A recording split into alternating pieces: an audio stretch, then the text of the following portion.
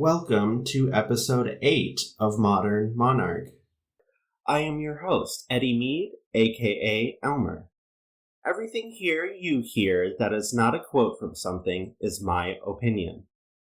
I am an independent musician, songwriter, parapolitics researcher, esoterica enthusiast, and Montauk boy. This podcast will mainly cover such topics as mind control, ritual abuse, mental illness, substance abuse and addiction, music, sus Wisconsin, and more, viewed through a lens of dialectical materialism.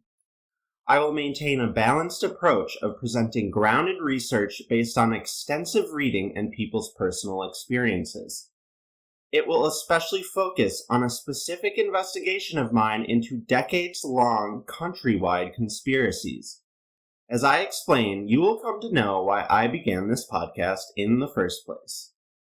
This is part 3 of our look into the Dozier School for boys. The school was the source of controversy in pretty much every decade of its existence.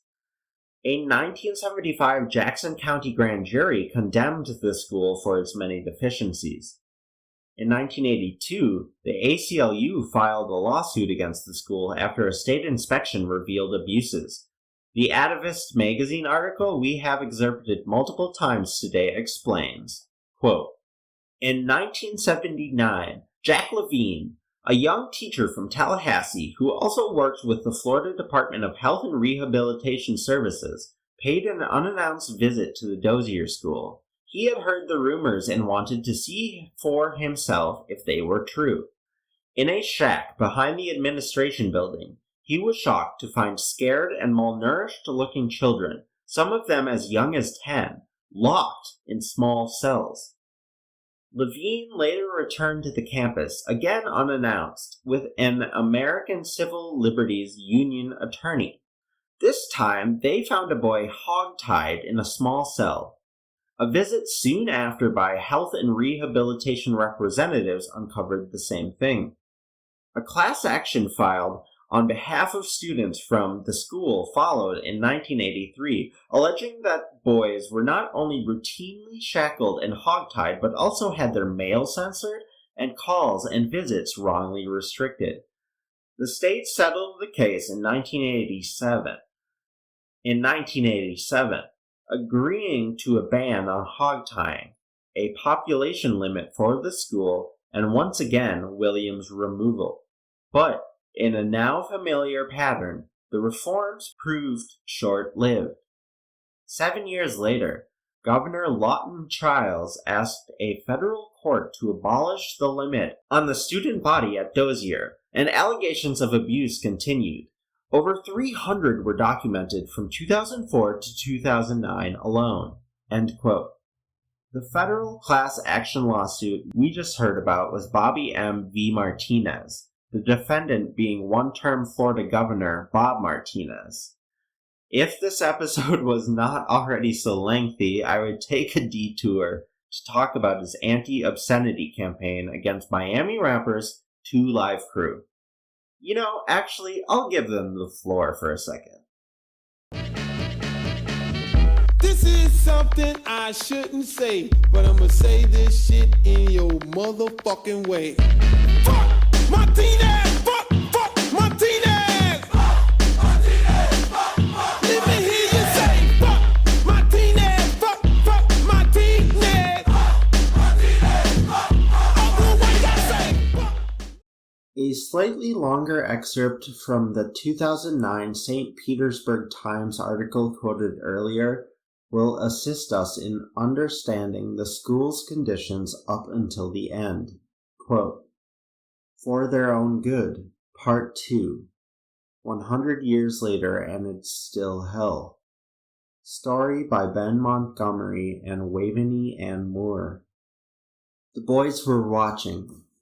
They had noticed the old men and the television trucks gathered at the Arthur G. Dozier School for Boys. They were not allowed outside, but this day last October was about them too. So said the plaque about to be fixed to the building called the White House. Quote within quote, May this building stand as a reminder of the need to remain vigilant in protecting our children as we help them to seek a brighter future." End quote, end quote. The men outside called themselves the White House Boys. They were assured that the abuse they endured here 50 years ago, beatings that left them bloody, ruined their sleep, wrecked their marriages, and destroyed their lives, would never be repeated. This was a different place now. The boys inside were safe. After the ceremony, the superintendent would write to her staff, quote within quote, "I am proud to show what our Dozier is truly all about today," end quote within quote. But behind closed doors, were those boys safe and protected? Were they being nurtured toward brighter futures? Quote within quote, "When the media was around, they would hide us," end quote within quote, said a boy named Matthew Schroeder. Quote within quote, "They didn't want us saying a word to anybody, because they knew what we would say. We'd tell the truth." End quote within quote. Here is what the men there that day did not know. That 5 months before, a boy had his ears sewn back together with 10 stitches after a scuffle with staffers. That 4 months before, a 39-year-old guard punched a 16-year-old boy 3 times in the face and slammed him into a fence. That a month before, a 16-year-old boy was attacked by other boys in an unsupervised bathroom. Or that 3 days before, a boy who had been peeing blood for days sat down and wrote, quote within quote, "I was refused medical attention and I need to see a urologist about my kidneys." End quote within quote. Today, the state's oldest reform school houses about 130 of the 6,000 juveniles in the custody of the Department of Juvenile Justice. They are kept behind fences topped with razor wire, at a place where kids have been abused for 100 years. Over the years, boys have been beaten here, shackled here, hogtied here, kept in isolation, driven so crazy they ate glass. 8 died in a fire here, neglected by guards. Hundreds of men who were beaten here in the 1950s and 60s have sued the state. Dozens of boys are buried here on a little hill, their graves unidentified, the details forgotten. What kind of place is the Dozier School for Boys today? The Department of Juvenile Justice, citing the pending lawsuit and strict privacy laws, refused for months to let the St. Petersburg Times on campus to inspect conditions, interview boys, or talk to staff. On Friday, as this story was headed to publication, DJJ officials agreed to schedule a visit. For now, that leaves little more than the word of the state and the public record. Using the state's public information laws, the Times obtained more than 8,000 documents to better understand the school's recent history. Those documents betray a place of abuse and neglect, of falsified records, bloody noses, and broken bones. In the past 2 years, according to the school's own reports, a suicidal boy drank cleaning fluid when no one was watching. A boy so disturbed he threatened to cut off his finger to prove he wasn't human, climbed to a rooftop before guards could tackle him, breaking his arm. 2 boys went missing on campus for 9 hours.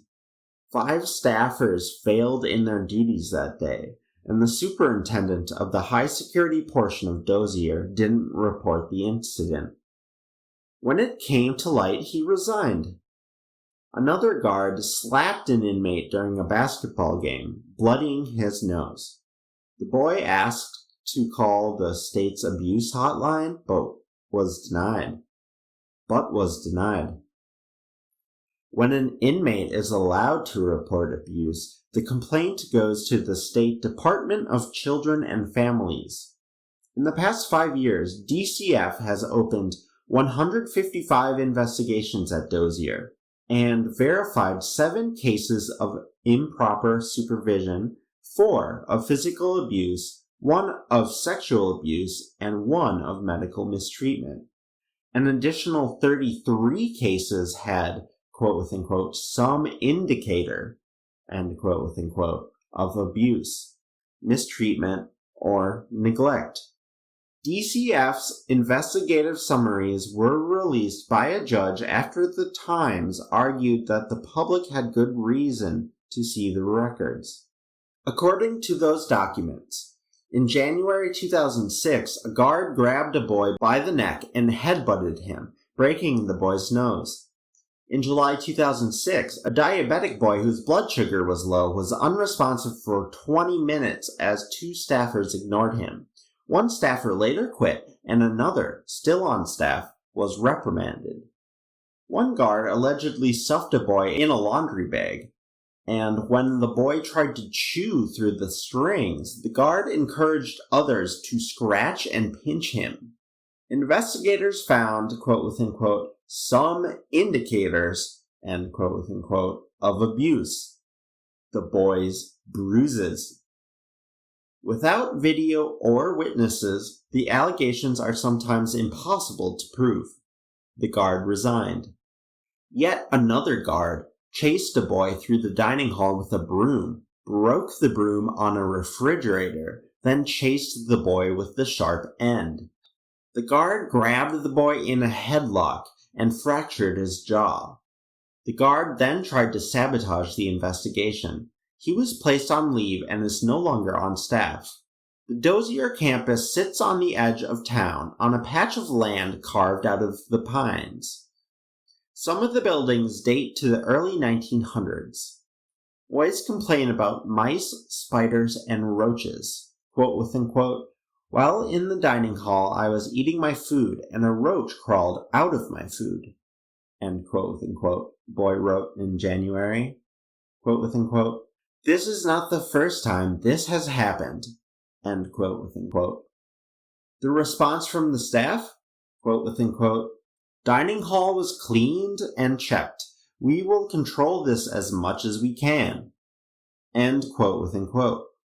Late last year, a visiting supervisor found roaches in the suggestion box. End quote. To end today's show, we are going to read more from the final report submitted to the state by the University of South Florida's Institute for Forensic Anthropology and Applied Sciences. This time, we will be learning about the Dozier School cemetery. Quote, many family members and witnesses believe children died under suspicious or questionable circumstances. Given the lack of existing documentation and the incomplete recording of information, many questions persist about who is buried at the school and the circumstances surrounding their deaths. General findings. As a result of this investigation, a record of nearly 100 deaths was found in historical documents, including boys aged 6 to 18 years and 2 adult staff members. These deaths occurred from 1900 to 1973. However, state records regarding cause of death and school ledgers are only public record for the years prior to 1960. Therefore, the scope of this investigation was 1900 to 1960. For this period, historical records indicate that 45 individuals were buried on the school grounds between the years 1914 to 1952. 31 bodies were shipped to other locations for burial, and 22 cases do not have recorded burial locations. There are also numerous references to unnamed boys that died with no other information available. Based on our research, we believe many, but not all, of these boys were buried at Boot Hill.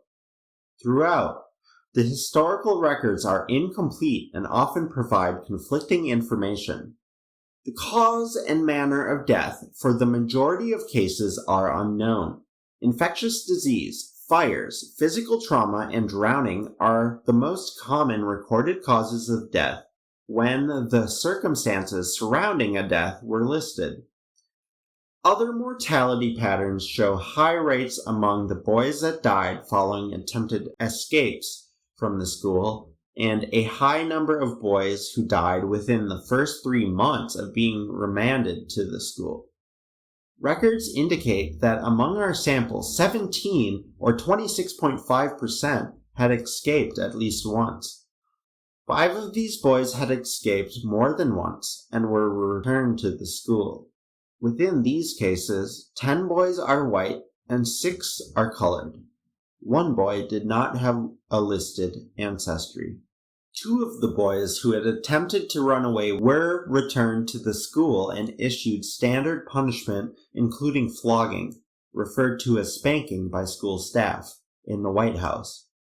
Earl Wilson and Billy Jackson, followed by isolation in the case of Earl Wilson.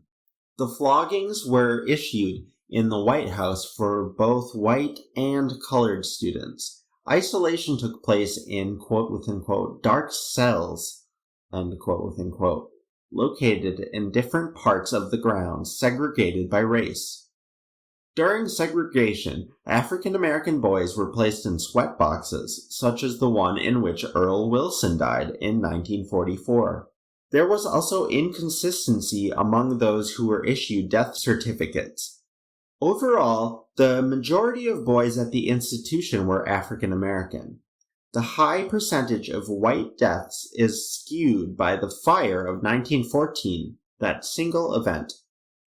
If this event is removed from the pool, then the percentages of death among white boys, around 25%, versus colored boys, around 75%, is more consistent with what is expected given the overall demographic structure of the school, which was predominantly African American. Overall, there were more African American boys who died, and among those, they tended to be younger in age. The burial location was unspecified for nearly 3 times more colored than white boys, though all unspecified burial locations occurred prior to 1935. Colored boys were more likely to be unnamed in historical records, such as, quote-unquote, 11 colored boys died, end quote-unquote, in the flu epidemic in 1918, or, quote-unquote, 1 unnamed colored boy died in 1911, end quote-unquote. Among the sample whose burial locations were unspecified, only 3 were issued death certificates in 1932. The 3 boys for whom there was a certificate issued all died of influenza, and these deaths were certified by Dr. N. Baltzell, the school physician. The causes of death for the remaining boys are undocumented. General trends as to why boys were committed to the school appear the same for white and colored boys, as delinquency, larceny, and breaking and entering, which were the most frequent categories. However, the cases of incorrigibility and running away, non-criminal charges, were more frequently assigned to colored boys, consistent with the Jim Crow practices at the time. In 1917, the state of Florida began requiring that death certificates be issued when a death occurred. However, between 1920 and 1941, at least 12 student deaths occurred for which no death certificates were issued. Additionally, there are at least 22 student deaths in the records for which no burial location, whether the burial occurred at the school or some other location, and no cause of death is documented.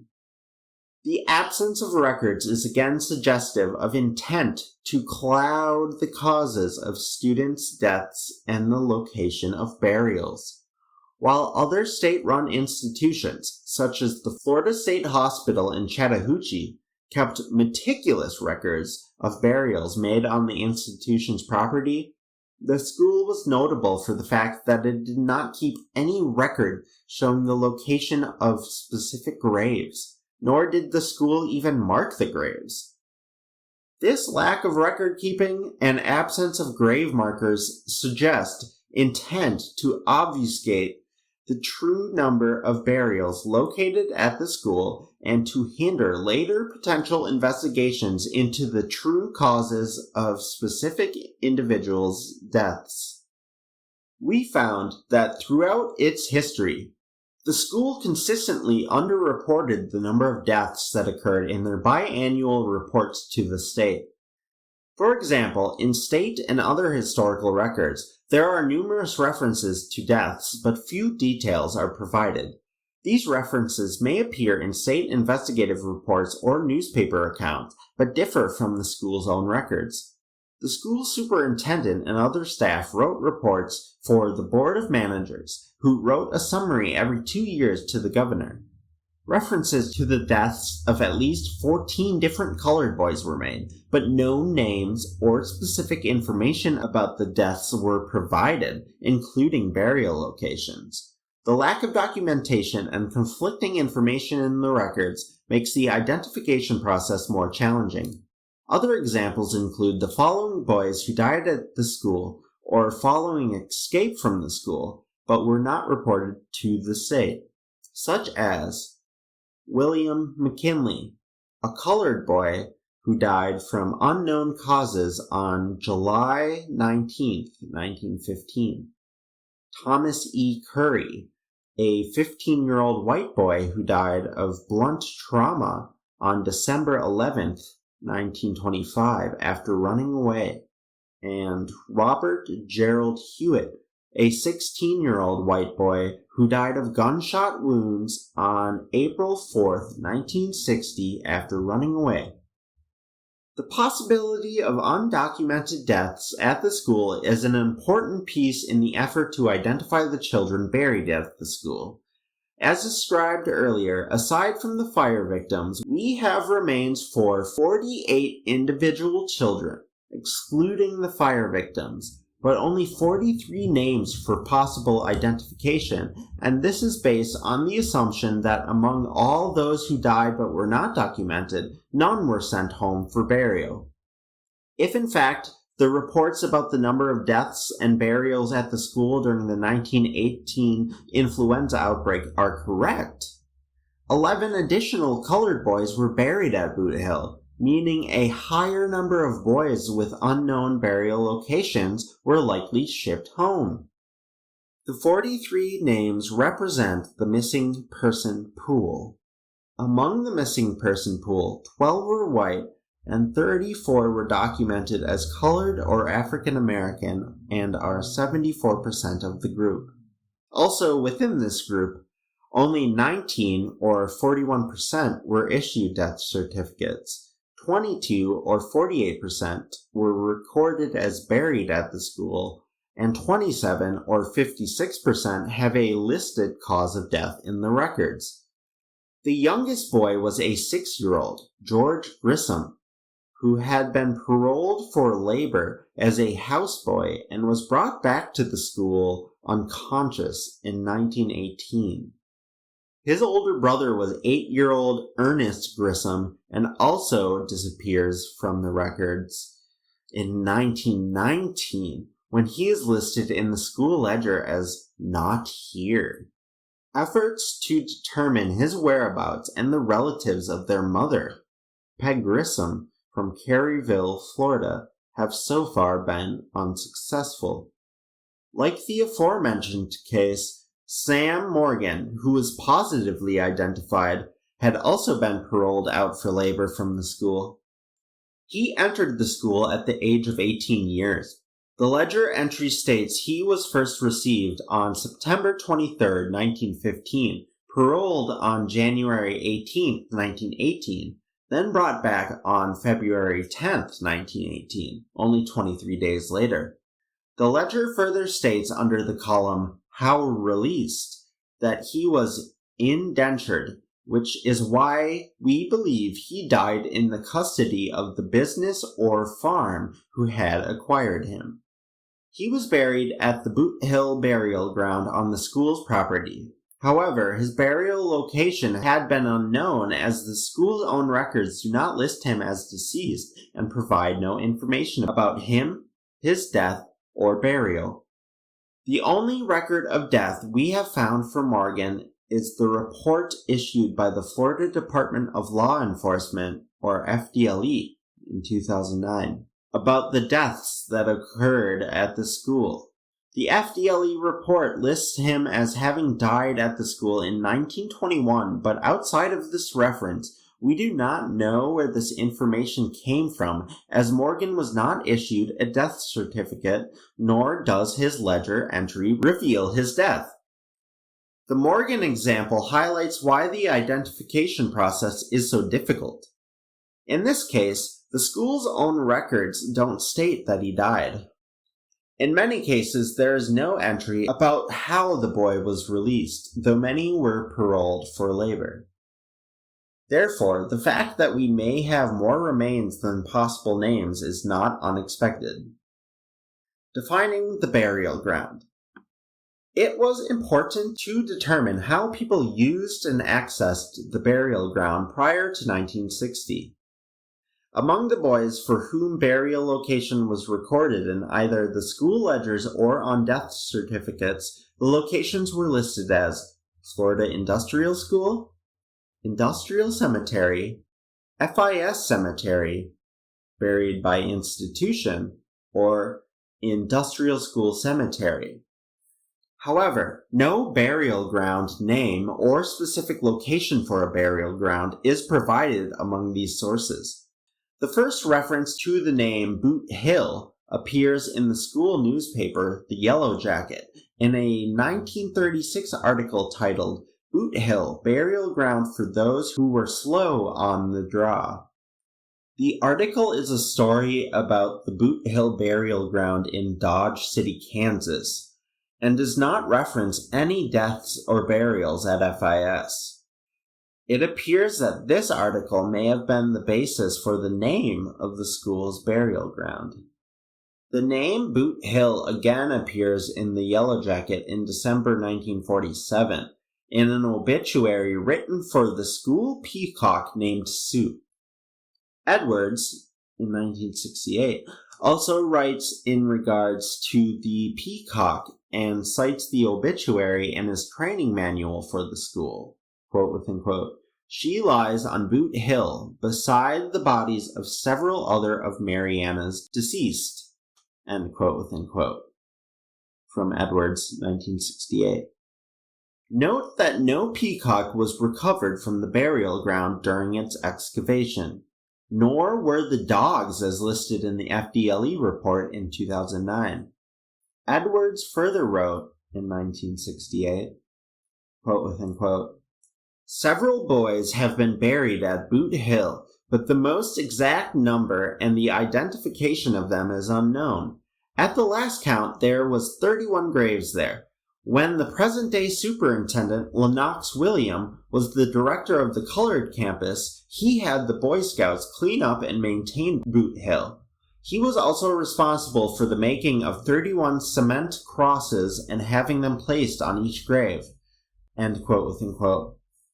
Former student Johnny Walthor, who was at FIS from 1951 to 1952, helped dig the grave of Billy Jackson, a 13-year-old African-American boy who died in 1952. According to an interview with Mr. Walthor, he and Jackson had become friends in the months prior to Jackson's death, mainly as Walthor would defend Jackson from bullies. End quote. I'm just pausing quickly because that is so terribly fucking tragic. And it reminds me of earlier in this episode when we discussed Native kids in residential schools having to bury the bodies of their own friends.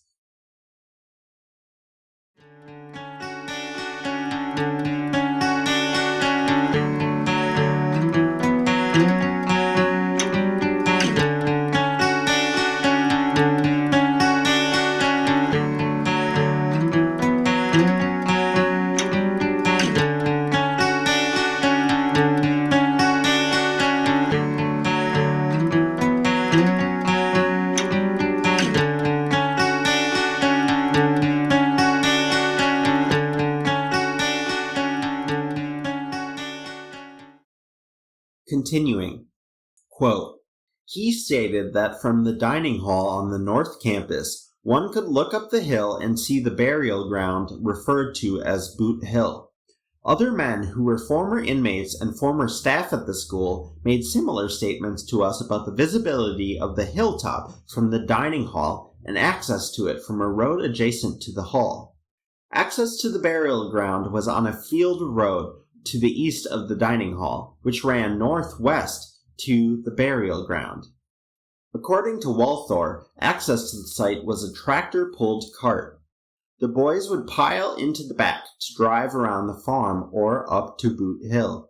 Walthor further described the burial ground as large and situated in a wide open field.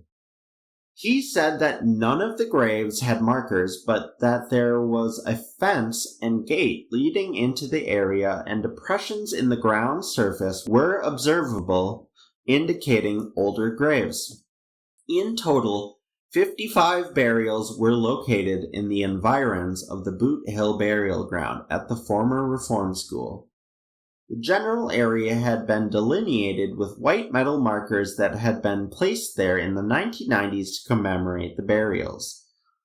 13 burials were located within the area marked by white crosses, though they were not associated or lined up with the markers. The rest of the graves were outside this area in the woods, including under a roadway, brush, and a large mulberry tree. The area around the site was extensively searched for additional burials, as were other portions of the overall property. A significant amount of trash, both historic and modern, was buried in the area, including a cache of syringes and drug bottles with dates circa 1985, a recent water cooler containing the remains of a dog, and various kinds of garbage. Although we uncovered 55 burials, there were only 51 sets of remains. The discrepancy between 51 individuals and 55 graves is that some of the fire victims were commingled and spread through 7 of the graves. Therefore, excluding those with burned fragments and debris, there were 48 graves. Due to the complicated nature of the case involving fire victims from the 1914 incident, we are treating the fire remains separate from the rest of the graves for analytical purposes. 3 of these individuals were victims in the 1914 fire of a dormitory that burned down. We believe the dorm fire likely killed 10 people. The remains of the other fire victims were not located in the Boot Hill area, which led to additional field work on the south property, or Department 1, in the area where the dorm had been located. Among the 55 burials recovered, 7 burials similar in style, i.e., manufactured coffins rather than school-made, with glass viewing windows or metal plates that read, quote-unquote, "Our darling," end quote-unquote, were placed in a row and contained commingled human remains, exhibiting extreme fire damage. Further, the coffins were infant-sized and had decorative handles such as with a lamb motif. They were placed inside much larger outer wooden containers and filled with white sand. Early ethnographic accounts described the victims' remains following the fire. Reportedly, the torsos of the deceased were recovered and used to determine the number of casualties. In only one case was a burned torso of an individual buried, as described in reports recovered. Among the other 6 cases, the remains were very incomplete, fragmented, disarticulated, and commingled with burned building debris such as metals, burnt wood, and melted glass. Each grave contained 1 to 3 individuals. However, the remains of these individuals were spread among the 7 burials. Therefore, a total minimum of 3 fire victims were present.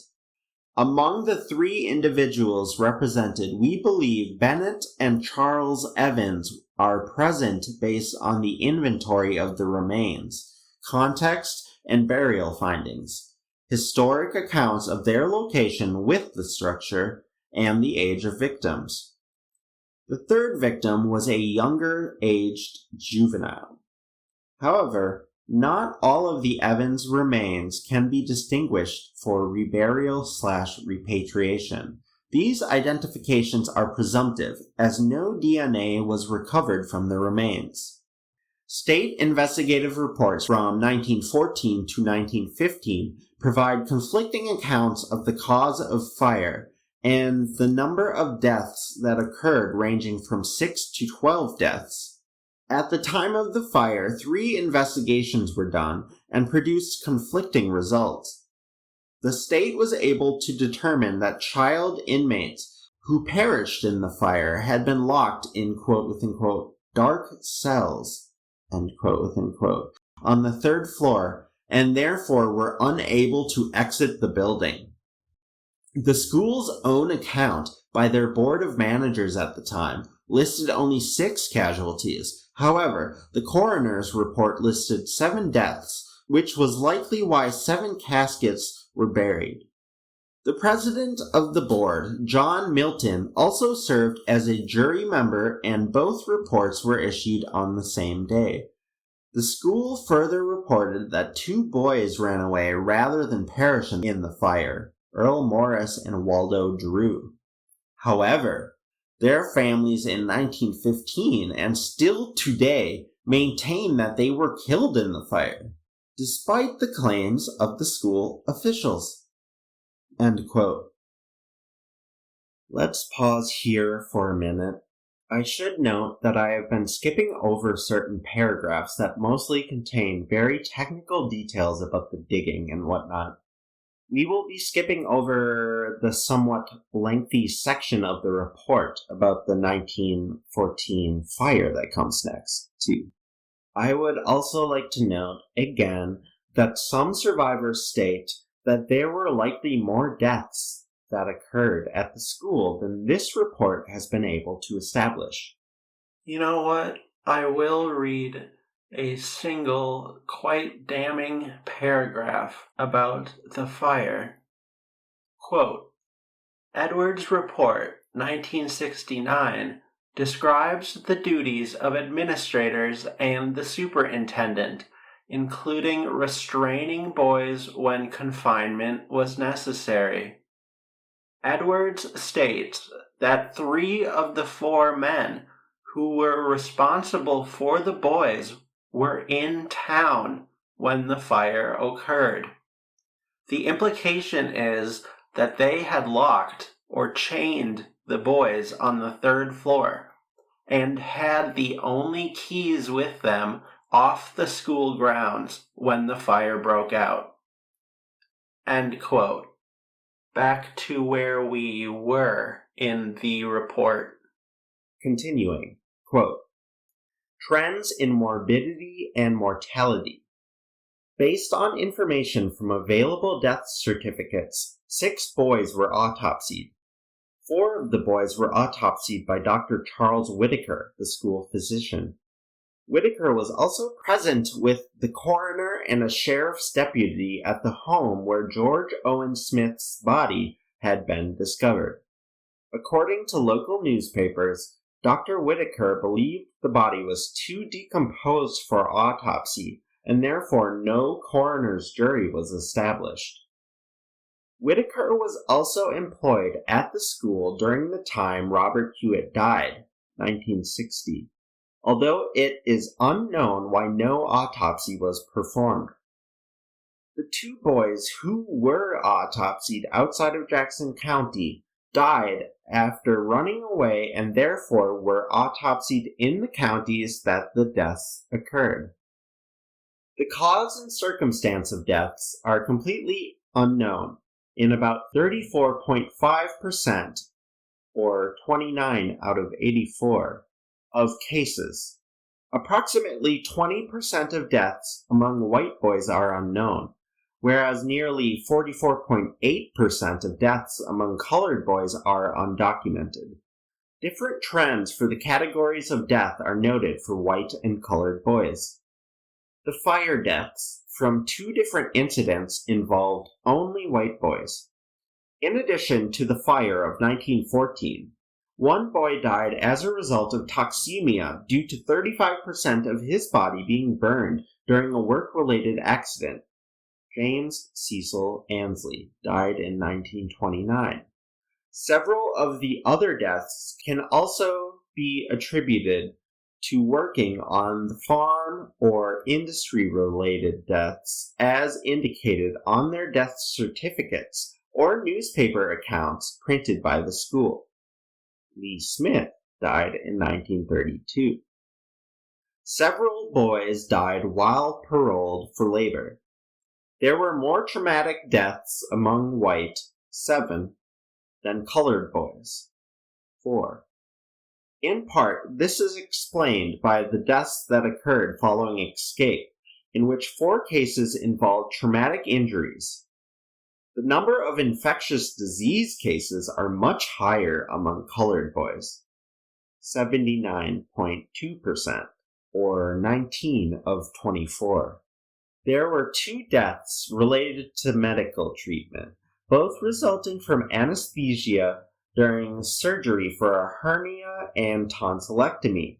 For example, Lonnie Harold Davidson was a 14-year-old colored boy who was admitted to the school on January 18, 1932. 24 days later, he died during a hernia operation on February 11, 1932. A death certificate was issued and certified by Dr. N.A. Baltzell, M.D., who had performed the surgery and was the school physician.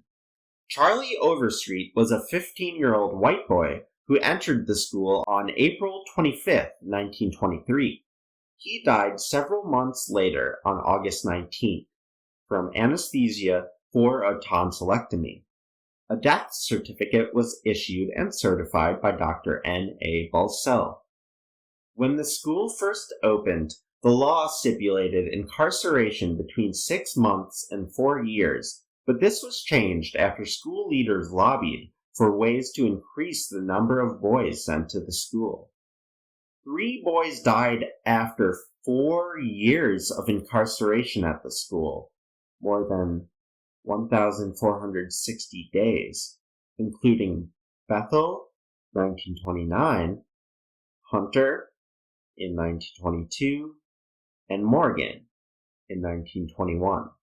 Bethel and Hunter died of infectious diseases. The cause of Morgan's death is unknown. They had been paroled out for labor and were brought back to the school for burial. A high number of boys died a relatively short time after arriving at FIS.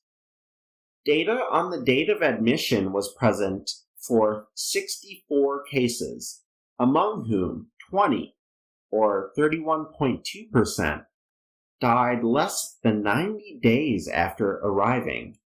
Among these, 8 actually died within the first 30 days. Nearly 40% of this group. Within this group, all but 5 were issued death certificates and 2 were autopsied.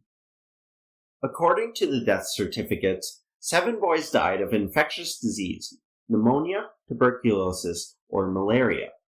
4 boys died of the result of trauma, including gunfire and blunt trauma. 1 boy died following surgery, 2 from drowning, and 1 from pyelonephritis. Findings about other suspicious deaths. Former students Johnny Walthor and Woodrow Williams both confirmed that they were present for 3 burials at the school between 1951 and 1952, but the school's records only document 1 burial for Billy Jackson during this time. Other circumstantial evidence of additional funerals in the 1950s includes a photograph from the state archives suggesting that there was a memorial or funeral at the school in the 1950s other than Jackson's funeral, possibly confirming the witness statements. Given that we found more human remains than names on our MP list, it is possible there were more deaths in the range of 1951 to 53 than previously recorded. Further research into records from this time needs to occur to better answer this question. Billy Jackson's death certificate states that Billy died of pyelonephritis. Both Mr. Walthor and Mr. Williams stated that approximately 2 weeks prior to Billy's death, Billy had attempted to escape from the school and had been so badly punished by school officials in the White House that his stomach was distended. Walthor stated that Billy told him he was, quote unquote, beat real bad, end quote unquote, for running away. They further reported he was hospitalized shortly after the beating and that Billy never returned from the hospital alive.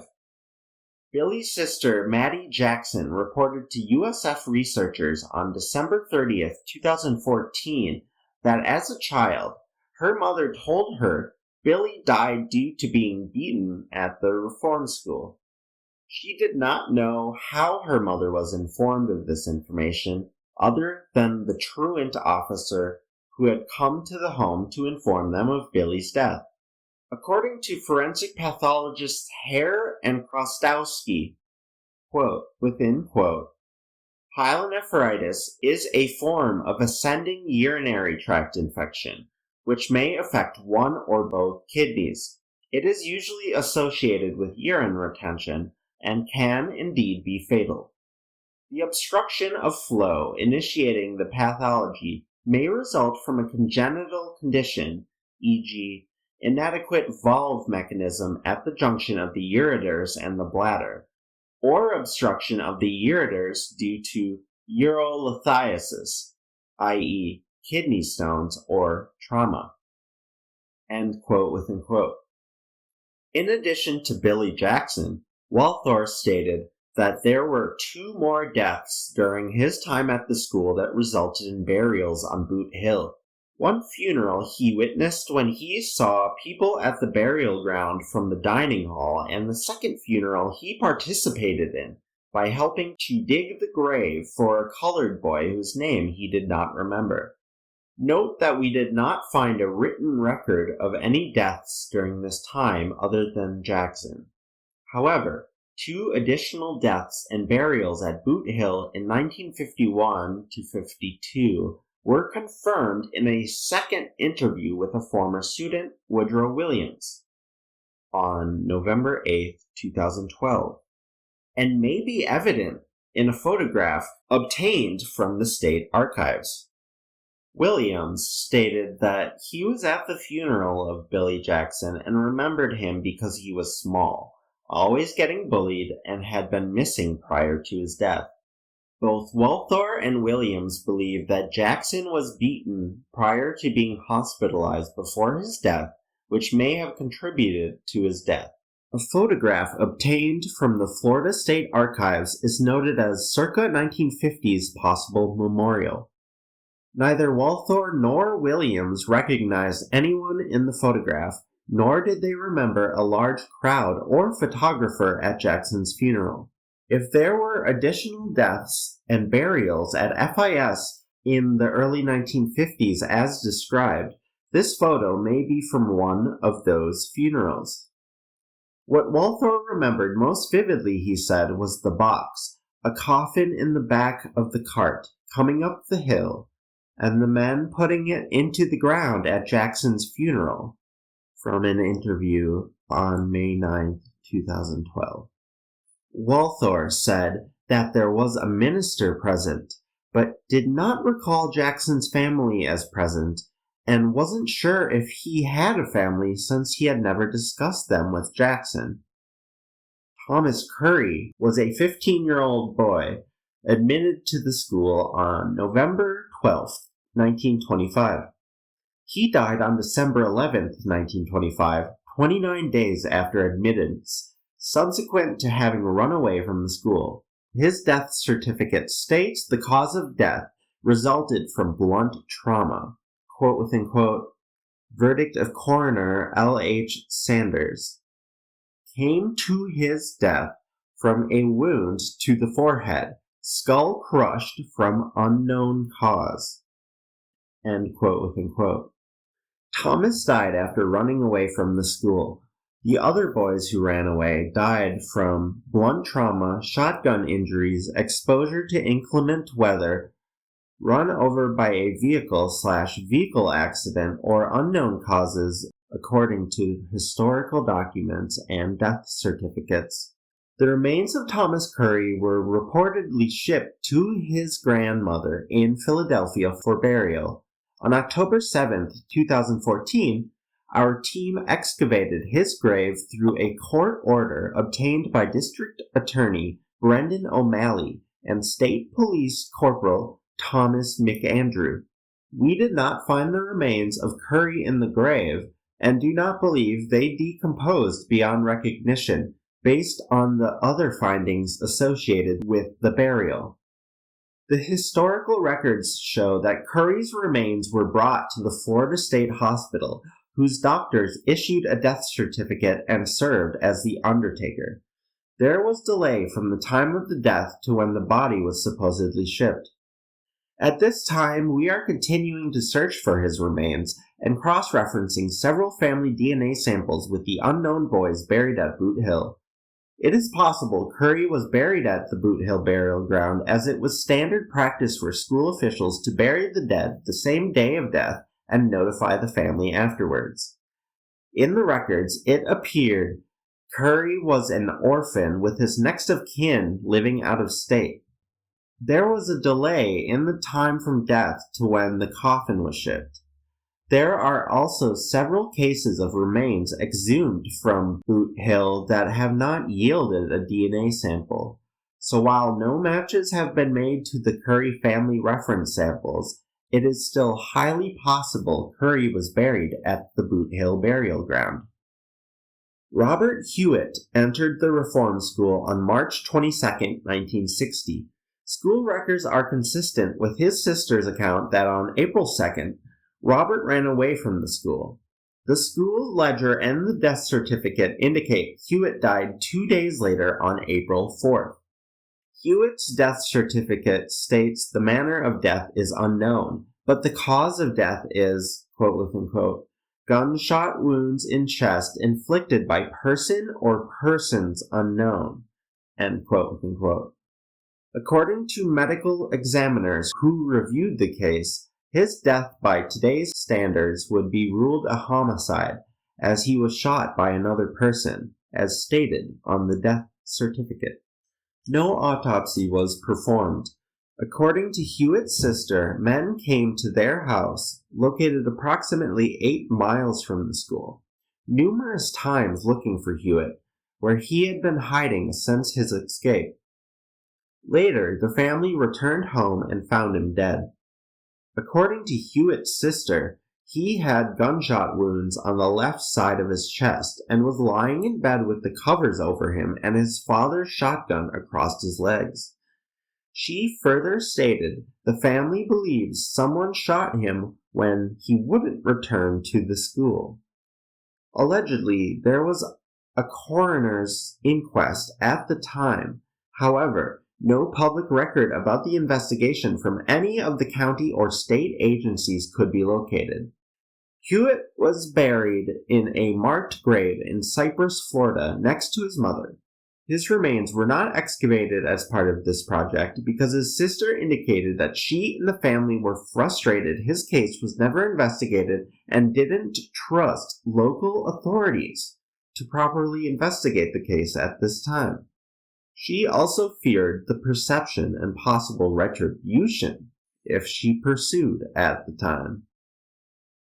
Thomas Varnado died on October 26, 1934, just 34 days after he was admitted to the school. The school's records indicate Thomas died of pneumonia, with a possible contributing cause of anemia. The school's newspaper stated that Thomas was very sickly when he arrived at the school, and his funeral was well attended by other students.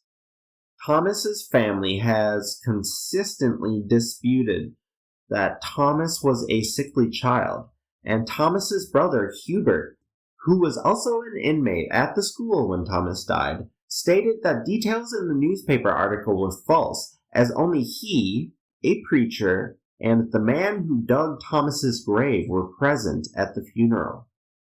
Similar to the obituary of Varnado, we found that reports in the school's newspaper, the Yellow Jacket, the biennial reports to the state from school officials, and school-issued press releases were often different from witness testimonies, both historical and contemporary testimonies.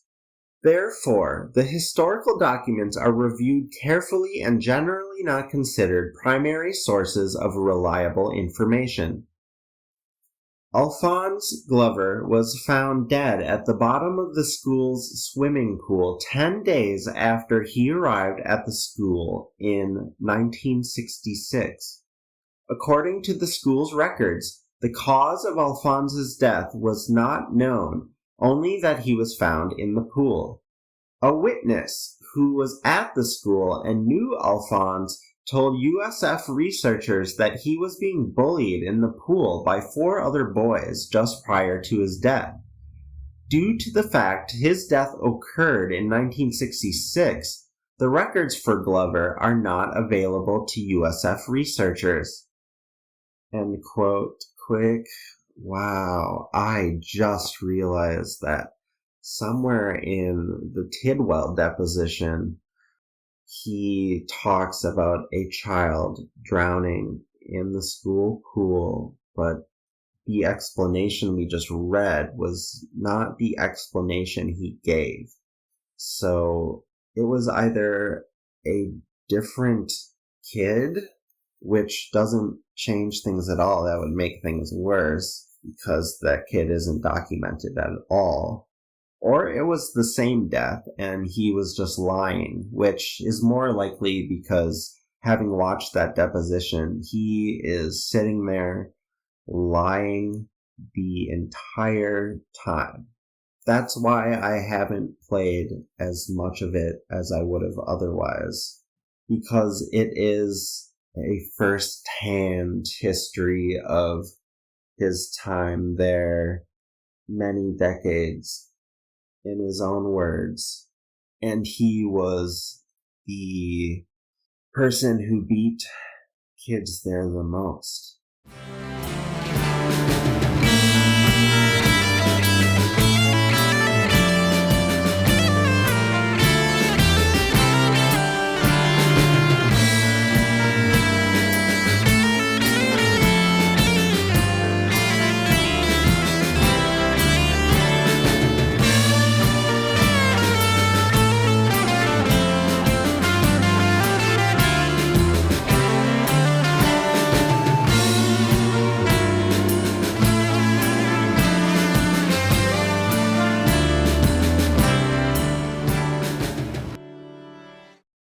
Continuing now, quote, "There is one ledger entry later in time, 1920, that does indicate Henry Murphy died after being furloughed home due to an illness. However, his exact illness and the specific circumstances are not known. No death certificate was issued, and the assumption is that he was buried at home by his family. Henry Murphy was a 16-year-old colored boy who was committed to the school on October 23, 1919. Murphy was sentenced for incorrigibility for a term of 1 year. Almost immediately after arriving at the school, he ran away on November 1st, 1919, and then returned 28 days later. The circumstances of his escape are not known. The ledger states, quote, unquote, died at home, furloughed to mother because sick, end quote, unquote. His home was Palm Beach, and according to school records, he died on July 2nd, 1920, less than a year after first being committed to FIS. Convicted cases of homicide. Robert Stevens. Stevens was a 14-year-old colored boy committed to the school on September 3, 1936, for breaking and entering. He was sentenced to 2 years or until legally discharged. Approximately 10 months later, just after his 15th birthday, Stevens was found dead on July 15, 1937. A death certificate was issued and certified by school physician Dr. Baltzell. It is unknown if an autopsy was performed, as this information is left blank on the death certificate. According to the ledgers, Stevens was admitted with 16-year-old John Bryant from Quincy, and although Bryant was sentenced to a minimum of 3 years, he was paroled to a guardian on September 2, 1937.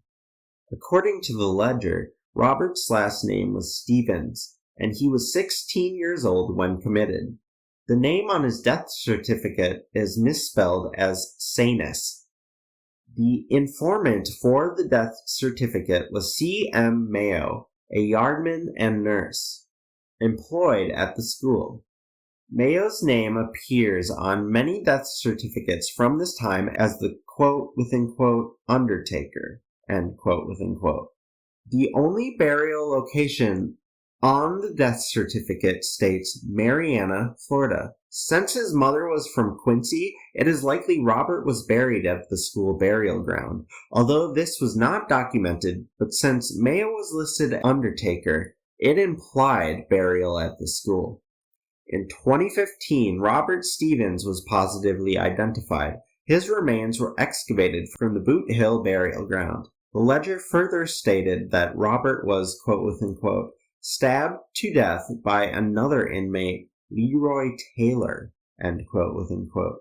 Robert's death certificate states the cause of death was, quote-within-quote, knife wound following hemorrhage, end quote-within-quote. According to records at the county clerk's office in Jackson County, Leroy Taylor was indicted of first-degree murder but pled guilty to second-degree murder on November 30th, 1937. Eddie Black. Eddie Black was a 13-year-old white boy committed to the school on April 1st, 1948 for larceny for a term, quote-within-quote, until legally discharged, end quote-within-quote. Approximately a year later, Black was found dead on May 4th, 1949. Black was autopsied by school physician Dr. Whitaker, whose official cause of death was, quote-within-quote, death by strangling, severe contusions of forehead, end quote-within-quote. Black's body was shipped home to his family for burial in Pensacola.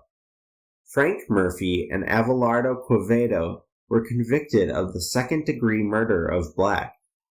According to a signed confession by Frank Murphy, he, quote-within-quote, got a knife from Abelardo and told Black to come with me.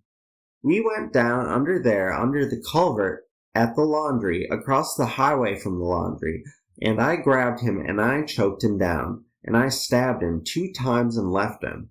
I choked him down and then hit his head on the concrete, end quote-within-quote.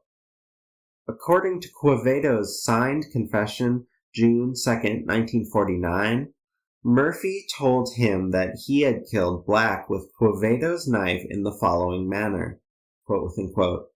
Frank Murphy told me that Eddie Albert Black had caught him smoking and was going to tell on him, and for that reason he was going to kill him. When Frank came back, he showed me my knife and there was blood on the blade, and he said he had killed Black and told me how he did it. He said he choked him with his hands, and when he was almost dead, he stabbed him twice, back of the ear, end quote-within-quote. Note that the signed confessions and death certificate do not state the same cause of death. The death certificate stated the following, quote-within-quote, death by strangulation, severe contusions to forehead, end quote-within-quote. An autopsy was performed by school physician Dr. Whitaker, but makes no mention of any knife wounds or sharp trauma.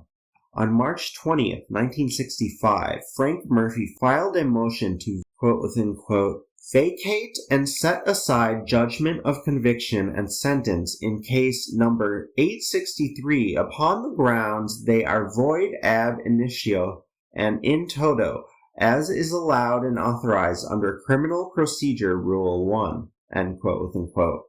In Murphy's handwritten letter to the court, he stated that he and the victim had engaged in a fist fight which ended when both boys were exhausted. Later, Murphy returned to the area to look for something he lost. While awaiting trial, Murphy received a note from a fellow inmate that 3 witnesses saw him leave the area when Black was still alive. Both the prosecutor and defense attorney were informed of the letter before the trial began. However, during the recess of the trial, Sheriff Ernst Barnes questioned Murphy alone about how he obtained the letter in jail. According to court documents, quote within quote, the sheriff is said to have made certain threats regarding the horror of dying in the electric chair and advised appellant that it would be the part of wisdom to enter a plea to second-degree murder in the event such an opportunity was offered to him. End quote within quote. 14-year-old Murphy pled guilty for a life sentence rather than face the death penalty. In his appeal, Murphy argued that the sheriff's actions, along with the fact his legal guardian, his sister, as both parents were deceased, was not informed about his murder trial, created a coerced involuntary confession. End quote. I'd say so. Continuing. Quote, on January 20th, 1973, Murphy was awarded an evidentiary hearing, Murphy v. Wainwright, 73-304. The evidence consisted of the testimony of Murphy and John Roy Smith, who testified to the comments that were made by the sheriff. The court found that Murphy's confession was entered involuntary, granted a writ of habeas corpus, and vacated his conviction. Earl Wilson. Earl Wilson was a 12-year-old colored boy committed to the school on June 20th, 1944 for larceny from Polk County. 72 days later, on September 1st, he was killed while detained in a 7-foot by 10-foot confinement cottage along with 8 other boys aged 11 to 17 years. These boys had been held in the confinement cottage for varying lengths of time from several days to several weeks. 4 boys were convicted of Wilson's murder: William Foxworth, Charles Bevels, Robert Farmer, and Floyd Alexander. According to the death certificate, Wilson was autopsied by Dr. Whitaker, the school physician, and buried at the school. The death certificate states the cause of death was, quote within quote, head injury, blows on head, end quote within quote. Note that the testimony of Dr. Whitaker about the autopsy findings conflicted with witness statements. See Foxworth v. Wainwright, quote within quote. The cell contained 1 set of bunk beds, an open bucket for toilet needs emptied once daily, a bucket for drinking water, and a continuously burning light bulb. 4 of the boys in the cell, including Foxworth, were charged with murdering Earl Wilson, and the other 4 became prosecution witnesses. Because Florida had no juvenile statute at the time, the 4 faced a sentence of death in the electric chair if convicted. 1 attorney was appointed to represent Foxworth and 2 of the other boys, Charles Bevels and Robert Farmer. The 4th, Floyd Alexander, had privately retained counsel. At the trial, which lasted 1 day, the prosecution's theory was that the 4 defendants had choked Earl Wilson by holding him down and pressing a stick against his throat. This theory was presented in the versions of the facts related by the 4 boys who testified for the prosecution. These witnesses also testified that earlier in the day, one of the defendants, Charles Bevels, had struck Earl Wilson repeatedly with the stick. The medical evidence given by a doctor summoned when Earl Wilson was found dead was that death was caused by blows to the head with a blunt instrument.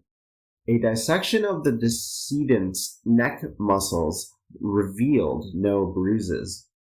The 4 defendants' theory, as presented in their testimony, was that the incident in which they held the stick to Earl Wilson's neck was just horseplay. They contended that the 4 prosecution witnesses killed decedent by beating him on the head with the stick. The jury returned a verdict of guilty against all 4 defendants, but recommended mercy. The court imposed life sentences on all 4 defendants. The conviction was affirmed by the Supreme Court of Florida, Bevels v. State. End quote within quote, end quote. We are just about reaching the end, and there's a tiny bit more, but I have to switch microphones. But please stick around. There's a tiny bit more. The report goes on to cover the influenza and pneumonia outbreaks of 1918 and 1932, but it is about time to wrap up this episode. I would just like to play some quick clips for you. The things that survived were mainly teeth and the inner ear. These are the 2 sort of densest bones in the body. But it was really something to behold. When they got to the bottom of the first hole, I was watching this young anthropologist sort of using, it started as a shovel and then went to a hand trowel, and then when they get down to the sensitive area, they're using like a tiny paintbrush to brush away dust. And it's almost an eerie thing to watch her work, because out of the red earth of Jackson County came what clearly were rows of baby teeth and then adult teeth on top of those baby teeth that hadn't yet come in, which gave an indication that this boy was pretty young. So slowly, one by one, they began exhuming the remains. And what you see here on the gurney is actually the first set of remains that came out of the earth, which turns out were the remains, ironically or coincidentally, of George Owen Smith, Ovell Krell's brother. They wouldn't know that for many months, but it looks like he's got some dimension to him, but they were actually removing the remains using a technique they called caking, which is sort of digging down well outside of what was known to have been the remains, and then bringing up the set of remains with the earth surrounding it. So they would make a cake, basically, in the earth, and then slide under a piece of thin but stiff material so they could bring the whole set of remains out. They were finding some interesting artifacts as well, and you can't really see that necessarily right there in that dark photograph, but that's a burial shroud, sort of an ornamental burial shroud. They found 2 pennies, 1924 and 1925, right on where a boy's eyes would have been located. They found boys who were supine, but they also found remains that looked as though the casket had sort of been dropped into a hole, and the remains had all come down on one end and were kind of curled up in the fetal position. They found several ornamental casket decorations, including thumb screws, including a handle that had a small resting lamb on it. They found in one casket, I say in a casket, the caskets weren't there, but they sort of knew where they were. They found a bottle of embalming fluid that looked as though somebody had embalmed the body and then just tossed the bottle in. And they used each of these items to try to date the caskets, so they might have a sense of when the boys died, and therefore who they were. So certain coffin hardware can be dated, and they would go through old catalogs to identify, this piece was made by this local company at this time, and it makes sense that's why it would have been there. The same for the ornamental burial shroud clips like that. They examined the dates on the pennies to give an indication of at least the earliest this boy would have died. The bottle of embalming fluid had a barely readable label, so they're able to track down the company that made the embalming fluid and therefore figure out something about the date of that child's death. The saddest artifact that they unearthed was a small marble in what would have been a boy's pocket, sort of down near his hip, an indicator that, of youthfulness or sort of loss of innocence in that situation. That was Ben Montgomery, the co-author of the St. Petersburg Times story we were reading before cemetery part of the report that we just got done with. Now we will hear from Aaron Kimmerly, who was the lead anthropologist dealing with the Boot Hill Cemetery. There was the local resistance, I think, is a couple of things.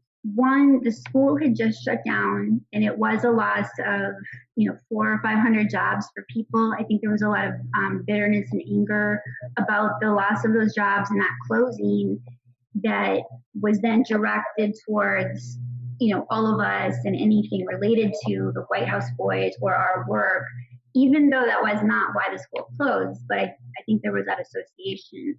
I think part of it was also generations of the people who worked there for generations, and they felt, that they were protecting the legacy of their fathers and grandfathers in their community. I think that the other factor and a really big component of this has to do with race and racial relations in that area, and the fact that it is still very segregated in a certain way, and the power structure, has certain attitudes and beliefs, and that you just don't get around that. There's just, we would have a public meeting, try to engage people, get their input, get their advice, find out more information, and depending on who set up the meeting, half the town wouldn't come. They wouldn't come if it was set up by the NAACP or in a black church. And I was not going to have separate meetings for people, that I'm just, don't play that way. And so I think that was a big part of it as well. Okay, I just wanted to include those clips because it's interesting information and rounds out the story a little bit. And we are about done now. There is so much more I could cover. I looked through 40 years of the bi-weekly Yellow Jacket school newspaper, and that took me a very long time, and I really tried to put myself there as best as possible so that I could tell this story the way it deserves to be told. There are many things that maybe will come up in the future. I mean, one of the things that's mentioned quite a bit is the Sunland training centers that were facilities for mentally challenged children, to use old phrasing. Before they were called the Sunland Training Centers, they were called the Colony for the Feeble-Minded, which is reminiscent of the way people who were into eugenics used to speak. And we've covered that in earlier episodes. Sunland is mentioned in Anna Starfire's books, so it was really interesting that it kept coming up. There was like studies of children happening there around the same time as Anna Starfire says that she was at Sunland hospitals, but there's just not enough time to go deep into all of that today. There was some other stuff too, there's mentions of Freemasons and stuff that I just didn't include because there's so much to get through. The school is going to be featured in the next episode as well, and in Violet's story, when she tells us her story. There is one very interesting kind of spooky thing that I found in the same issue that has the article about Dr. Souza and his piano recital. It's a letter because the Yellow Jacket had a mail call section. It's called mail call, where people could write in and they would print it in the newspaper. And a former student wrote in, and that former student wrote in from his workplace at Montauk Air Force Station. Let's read that letter really quickly. Quote, Dear Mr. Ludwig, I am sorry that I have not written sooner, but the reason is that I have been looking for a job and spending most of my time staying out of trouble. I have not been able to find a job, so I enlisted in the U.S. Navy. I have passed all my tests, and the only thing I need is the reports from there and a reference from you and Reverend Lewis. I believe that this is the best way to get future training in electronics and also the best way to stay out of trouble. Staying out of trouble is the one thing I want more than anything in the world. Mr. Ludwig, I want to thank you for all the things you taught me and the trust you put in me. I have found that the training I received from you has come in very handy around the house and my radio, and on some of my friends' radios also. I've kept on studying electronics because it is an interesting hobby and will make a wonderful career in the future. I guess I had better close for now because I have to write to Mr. Walters and Reverend Lewis also. Sincerely yours, Harry Harris, Montauk Air Force Station, Montauk, Long Island, New York. End quote. It shocked me a little bit coming across that just because of my own personal experience with Montauk and the fact I didn't expect to tie Montauk into this whole part of our monarch story whatsoever. I had no idea it would come up in regard to Dozier. And it's tangential, kind of, but it's interesting that he's talking about like the knowledge of electronics he got from Dozier being helpful because that was very important in Montauk when it came to the experiments done there. They were experimenting with a lot of technology and radio kind of stuff. Obviously, once we get to Montauk, you will learn all about that. And I just spent quite a few hours blabbing into a microphone, so I think we're gonna call it a day. Stay safe, everyone.